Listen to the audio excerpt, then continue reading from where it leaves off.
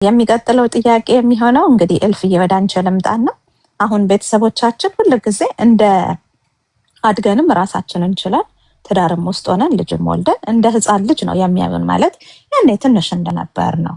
እስቲ እሱ እንዴት ታይዋለሽ?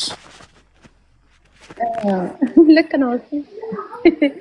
ለወላጅ ልጅ ነሽ 30 ዓመት ሞልቶሽ አይተሽ ተሻገሪ ልጅ ትባያለሽ። ያው ፍቅር ነው አክቹሊ።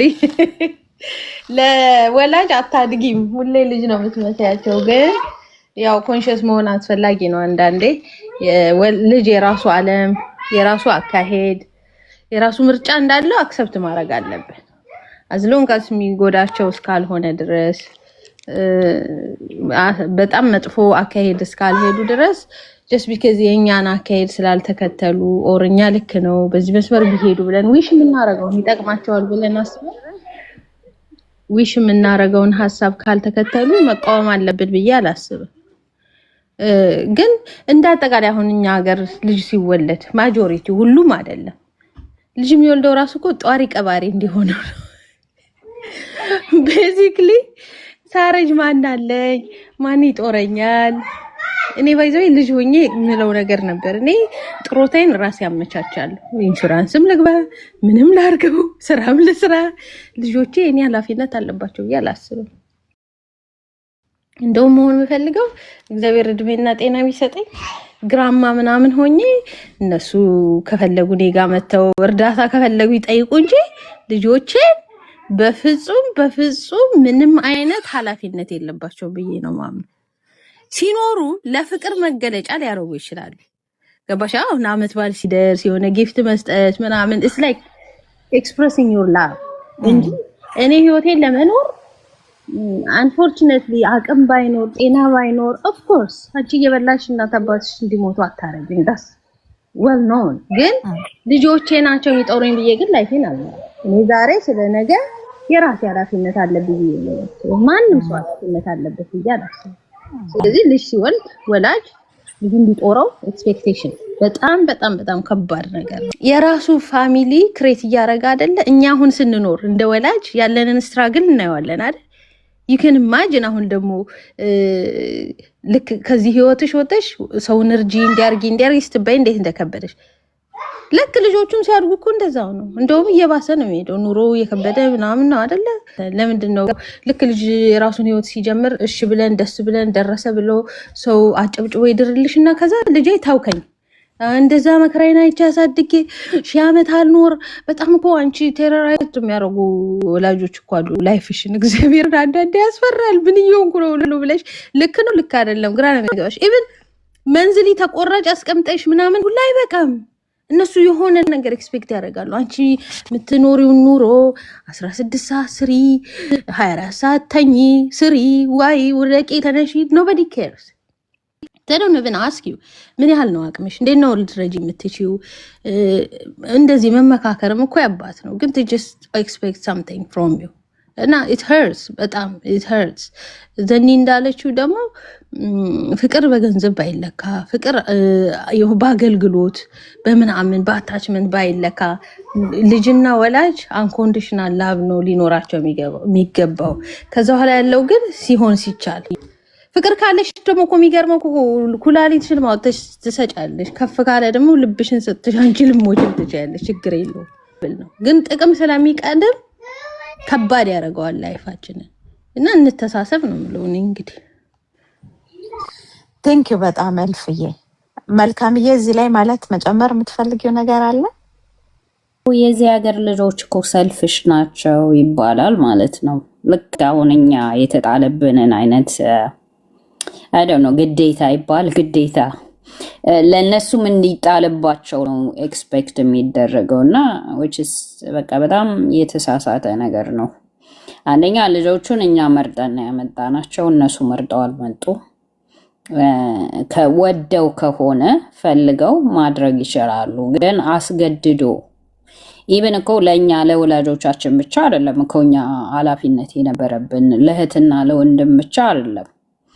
ኢቭን ላይክ ኤክስቴንድድ ለሆነ ፋሚሊ ሁሉ ላጎት ላክስት ልጅ ላጎት ልጅ ለዚህ ሁሉ ኃላፊነት ነበረብን።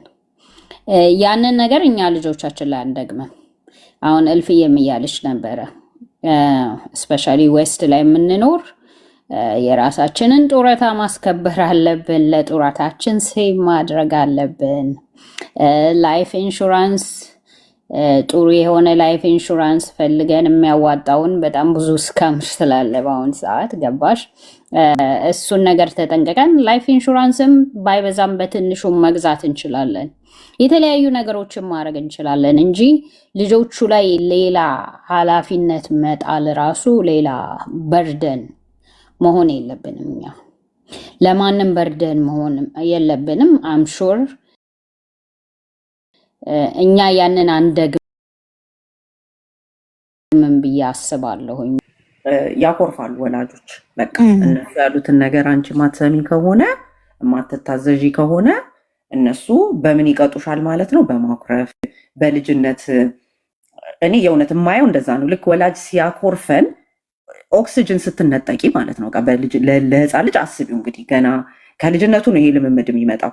የሆነ ነገር ታጠፊያለሽ፣ የሆነ ነገር እነሱ ያሉትን አላደረግሽም፣ ያኮርፉሻል። እኔ አይ ሪሜምበር ዴር ዋዝ የሆነ አጋጣሚ ሆኖ ልጁ ክፍል ደገመ ማለት ነው። እሱ ክፍል ሲደግም ያንን ክፍል የደገመውን ክፍል እስኪጨርስ ድረስ እናቷ አላናገረችው ልጁ እና ኢማጅን አመት ሙሉ ልጅሽን ማኩረፍ ማለት እንግዲህ። ከዛ መቼ ነው የተነጋገሩት? እሱ አልፎ ካርዱን ይዞ ሲመጣ የሪፖርት ካርዱን ይዞ ሲመጣ ማለት ነው። እና በሆነ አጋጣሚ ምንድን ነው በጣም ከባድ ጊዜ ብለህ የምትለው በልጅነት ተብሎ ሲጠየቅ ሂሴ ያ ጊዜ በጣም ከብዶኝ ነበረ። ለምን አመት ሙሉ ልታናገረኝ አልቻለችም የሚሉት ራሱ ቅጣት ከምንም ነገር በላይ ለልጅ የሚከብድ ነው። እና አሁን እዚህ ውስጥ ወላጆች ካላችሁ በተቻላችሁ መጠን በጣም በዚህ ጉዳይ ላይ ብታስተውሉበት እላለሁ። እንዳልኩት ለልጅ ትንሽ ሊመስል ይችላል፣ ግን በጣም ከባድ ቅጣት ነው። ቤዚክሊ በቃ ባለንጋ መገረፍ ማለት ነው። ኮንቲኒየስሊ ለምን ከልጆቻችን ጋር እንዴት ነው ዲስኮኔክት ነው የምናደርገው በቃ። እና ያ ደግሞ ሲሆን ልጆች ደግሞ ግዴታ የወላጅን ፍቅር ያስፈልጋቸዋል፣ የወላጅ ጥሩ ፊት ያስፈልጋቸዋል። ገብቶሻል? ያንን በሚያጡበት ሰዓት ብዙ ነው እነሱ የሚቸገሩት። ስለዚህ እንትን ባንገባባ እንዴት ነው አሁን የሆነች ልጅ ብላለች ነው ወላጆች ከባካችሁ ደጉ ብላ ያቀረበችው ጥሪ ነበረ። እና እኔም ምን እላለሁ ልጆች ከወለድን በኋላ በጣም ብዙ ስራ ነው የሚጠበቅብን፣ በስሜት ማለት ነው። በስሜት ማደግ አለብን ብዙ። እንዴት ነው እኛም እኮ ልክ የድሮ የህፃን ማንነታችን ብቅ ብቅ ይላል ከመሃል ነው።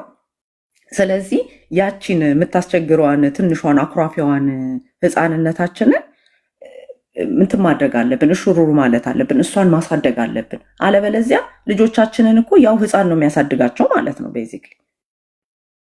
እኛ እድሜያችን ጨመረ የአዋቂ ሰውነት ይኑረን እንጂ በስሜት ግን ገና በጣም ህፃናት ነን። ይህንን ነገር ደግሞ ማስተካከል ካልቻልን ቅድም ሳይክሉን እንደግማለን እያለ ነበረ አንድ ኮሜንት እያየሁኝ ነበረ። እና ቻለ መጠን ስህተት ሲኖርብን ቆም ብለን ከራሳችን ጋር ተመካክረን ማለት ነው። እልህ መገባባት የትም ስለማያደርስ ማለት ነው። እልህ መገባባት ምንድን ነው የሚያመጣው? ኤስፔሻሊ ከዚህ በኋላ ያለውን ትውልድ፣ እስከ ዛሬ የነበረው ትውልድ ታዛዥ ነበር፣ የወላጆቹን ፍቅር ማጣት አይፈልግም። ስለዚህ ቢመራውም ቢታክተውም መልካም ብላለች። ወደ ውስጥ ከገባም ብዙ ነገር እንነካለን ብላለች አይደለ? ያንን ሁላ ችሎ ተሸክሞ መቆየት የሚችል ትውልድ ነበር። ከዚህ በኋላ ግን የሚመጣው ትውልድ አርግ ስላልሽው እሺ ብሎ አያረግም። ለምን ብሎ ይጠይቃል። አልፈልግም ይልሻል። ደግሞ ይህንን ማድረግ ግዴታ አይደለም። አሁን እኮ እያሉ ነው አይደል? እኛ ፈልገን እኮ አልመጣንም፣ ፈልጋችሁን ያመጣችሁን። ስለዚህ ማብላት፣ ማጠጣት፣ ማሳደግ እንደ ውለታ ልትቆጥሩት አይገባም እየተባለ ነው። ዊች ኢዝ ትክክል። እኔ አሁን ልጆቼን ወልጄ ሳሳድግ እንደ ውለታ አልቆጥረውም ያንን ስላደረግኩላቸው።